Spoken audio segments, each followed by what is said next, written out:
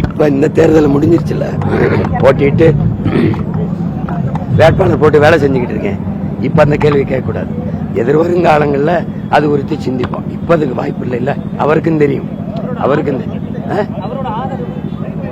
அவங்க இல்ல இல்ல இல்ல அது அவரு அவங்க ஒரு தனிச்சு ஒரு அணி அமைச்சு போட்டிடுறாங்க. தேர்தல் அவங்க வலிமையை காட்டணும்ல, போட்டிடுறாங்க. அவரு நான் வெல்ல வாழ்த்துவாரு, நான் அவர் வெல்ல வாழ்த்துவேன். புரியுதா உங்களுக்கு? அது எப்படி சார் இருக்கு? போயிட்டு வந்துருக்கீங்க, உங்களுடைய கட்சியோட நிலைப்பாடு எப்படி சார் இருக்கு? வேட்பாளருடைய இதில் எப்படி இருக்கும்?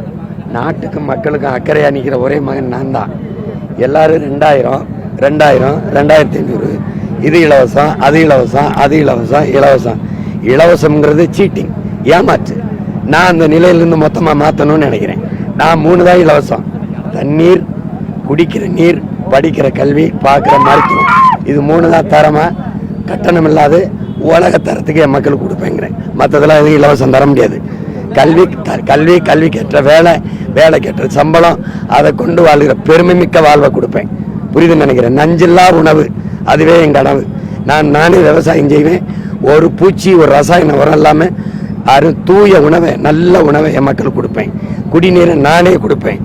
மின் உற்பத்தியை நானே செய்வேன், முதலாளிகிட்ட கொடுக்க மாட்டேன். கணக்கில்லாத காற்றாலை, சூரிய ஒளி, மின்சாரத்திலிருந்து தடையிட்டு கொடுப்பேன். புரியுதுன்னு நினைக்கிறேன். பசி இல்லாத சொல்ல நானே ஒழிப்பேன். வேலை இல்லைங்கிற சொல்லுக்கு வேலை இல்லாம ஆக்குவேன். நிலமும் மலமும் சார்ந்த தொழிற்சாலைகள் ஆரம்பிச்சு சேலம்னா மேட்டூர்ல வேலை, ஓமலூர்ல வேலை, புரியுதுன்னு, ஆத்தூர்ல வேலை, அங்கங்க எப்படின்னு போட்டு காட்டுற. ராத்திரிக்கு வாங்க.